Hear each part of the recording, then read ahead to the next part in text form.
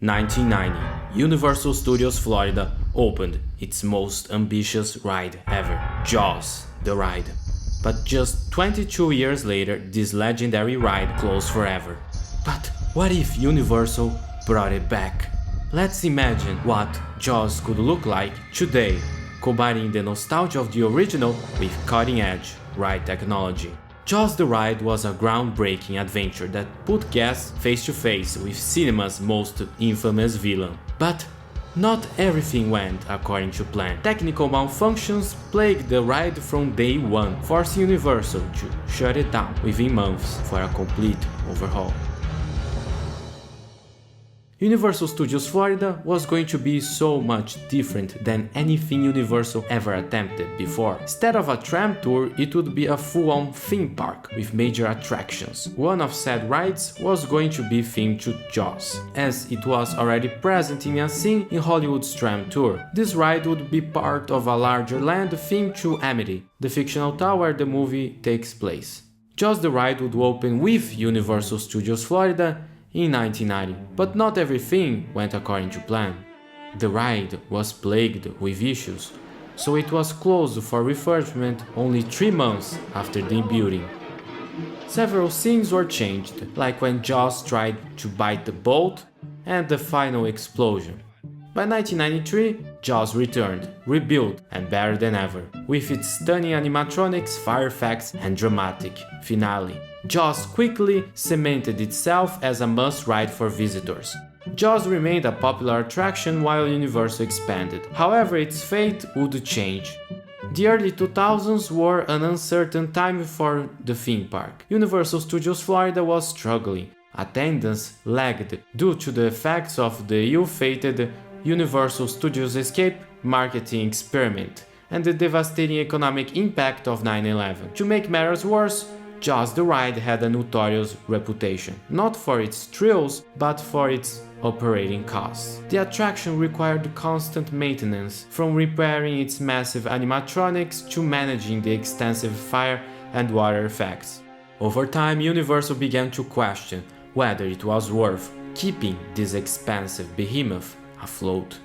Then came 2010. Universal had a hit, the Wizarding World of Harry Potter, the highly immersive land at Islands of Adventure. It made Universal Orlando and its second gate a must-visit destination. It was clear what needed to happen. Universal Studios Florida needed its own Harry Potter expansion to match the success of Islands of Adventure. Unfortunately, there was only one place big enough to build it: Amity. In 2012, Universal Studios Florida officially closed Jaws the Ride. The iconic New England town of Amity was dismantled to make way for Diagon Alley, complete with a groundbreaking ride, Escape from Gringotts. For fans of Jaws, it was a bittersweet moment, trading one masterpiece for another, but knowing it came at a cost. And yet, Jaws the Ride wasn't completely lost. Across the Pacific, at Universal Studios Japan, the shark still swims. Remarkably, the ride lives right next to the Wizarding World of Harry Potter. I'm thankful to have been able to experience this ride, but few know that Universal actually tried to reimagine Jaws into a different experience.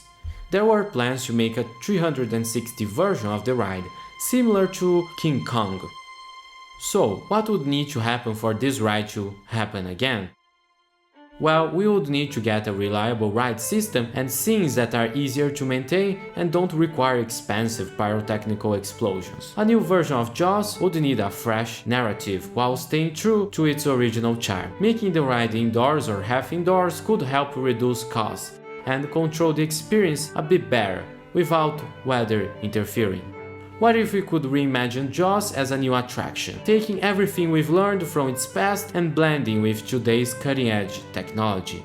If we want to design a great attraction, we need to understand what makes a good attraction. Often attractions take advantage of different sensory experiences, so we need to ask, what do we want the guests to feel in this ride? And I'm not just talking about the smells. What are the themes and the emotions of Jaws, the movie? When you think about Jaws, you feel fear, mystery, and the sense of being left alone in the middle of the ocean, battling against a shark. But how do you actually design a dark ride with all of that in mind? Well, think of a theme park ride as an elaborate stage play in a theater. A stage play features different scenes, all connected with an overarching story. In a dark ride, you are moving between scenes, as there is no need to close the curtains and change them. So in a dark ride, the transition between scenes becomes more important. We need to understand and control what guests should and should not see.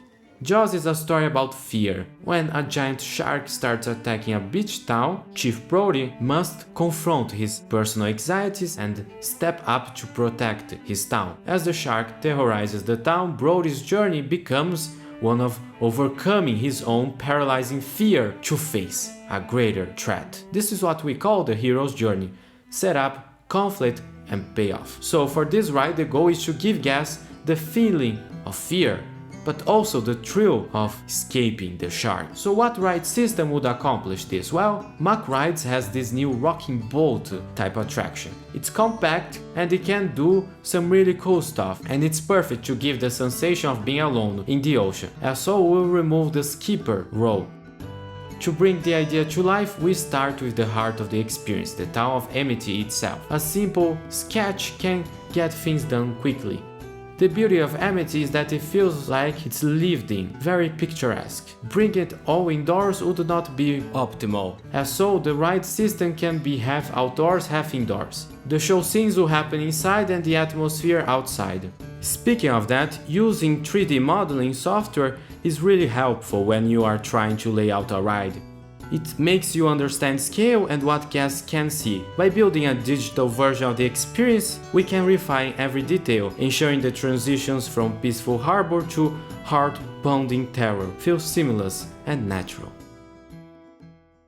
Welcome to Amity Bay. Don't worry folks, despite fierce rumors, I can officially confirm that it's safe to go into the water today. Mayor Vaughn has reopened the beaches, dismissing any concerns raised by Chief Brody early this morning. And isn't it a beautiful day? Perhaps the perfect time to take a boat out and explore this paradise on Earth. Our journey begins before we embark, as we can spot a sort of museum of Amity as we wait in line. Soon we'll board our little boat. Thankfully, the infamous shark has been captured, as you can see, hanging near the docks. No need to worry, we are perfectly safe out there.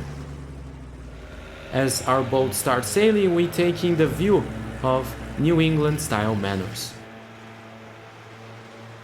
As the boat rounds a bend, it enters an old warehouse. The atmosphere shifts to a dark and ominous feeling. Inside, we hear the faint sound of water dripping and machinery humming. Suddenly, a loud crash echoes. The warehouse door opens. As we exit the warehouse, we see in the distance a boat, but we suddenly hear a large and the boat starts sinking. So it becomes clear who did all this damage. The shark is alive, and it's quickly swimming towards its next victim, us. He swims under the boat, causing the ride vehicle to tilt unexpectedly. The Mack Ride's rocking boat ride system allows for quick, sharp turns, so we come face to face with the shark. I designed this ride to have more scenes with close encounters with the shark. As we turn, we approach the orca sinking. This scene recreates the finale from the first movie. Chief Brody is able to shoot the shark, and then the shark explodes in front of us. We see the water lighting up in red. Thanks to this being inside a show building, we can use lightning to make the water look red. As we leave the open seas by entering a warehouse, we see in a TV the news about what just happened. Triumphant music starts playing as we return ashore. Now it's truly safe to return to the water. Reimagining Jaws the Ride is a chance to explore how modern technology and storytelling could bring new life to this classic attraction. While the original ride had its challenges, its legacy continues to inspire fans and designers alike. Whether or not Universal revisits Amity, imagining what could be is part of the fun. Until then, I will see you at the movies.